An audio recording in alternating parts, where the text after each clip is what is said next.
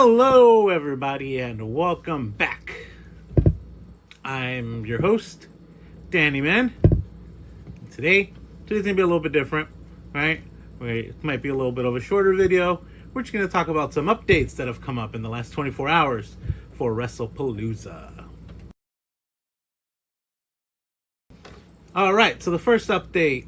Apparently, there might be another match added to the card. People have been reporting at the WWE shop in, where is it, Indianapolis? Is that where it's happening?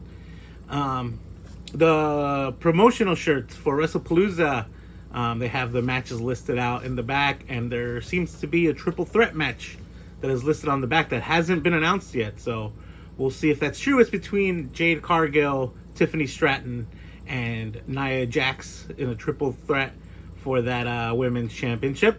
I don't know. Is that something you want to see? I personally don't care about that match. I don't think that the three of them particularly have the best chemistry. I don't think... I'm tired of seeing Nia Jax go after this championship. I get it. She's a heel. She's the biggest heel on SmackDown. I don't know. Honestly, that match to me isn't exciting. Sure, let's add some more matches to this. Why not? Let's give the women some more love when it comes to PLEs, which they haven't been getting recently. So I'm on board for it that way. But yeah, I don't know. I mean, obviously we saw the match between Jade Cargill and Tiffany Stratton last week that ended in no contest, or was it a double count out, right?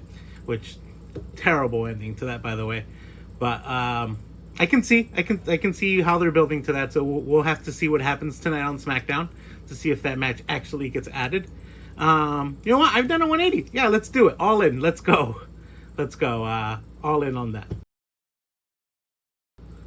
Speaking of all in, the second bit of news that has come out in the 24 hours is that John Cena and Brock Lesnar is no longer headlining Wrestlepalooza.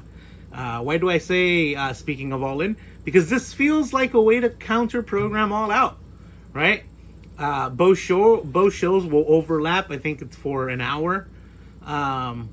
So I think WWE is doing this so that people tune in to watch this match. I think they think we care a lot more about this match than we actually do. It's definitely a lot for the casuals, right?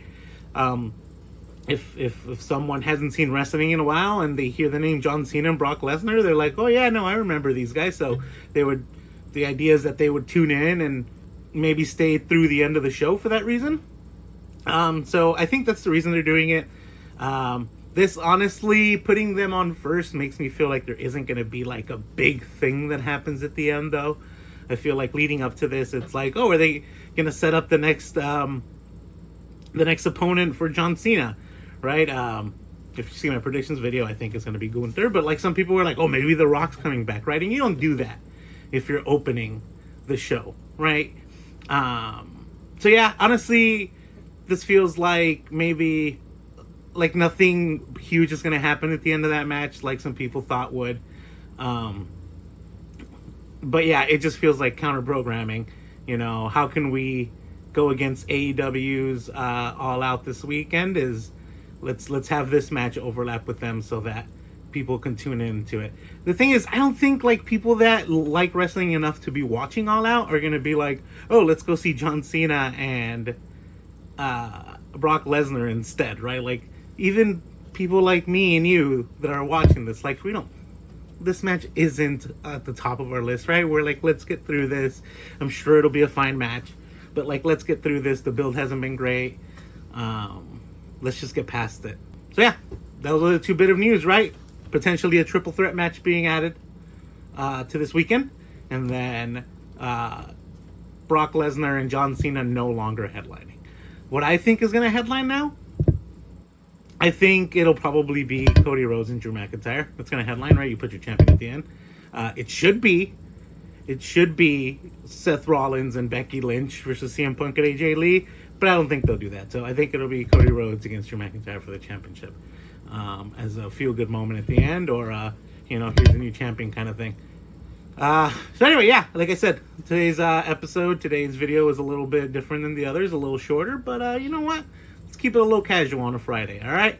All right, everyone. See ya. Peace.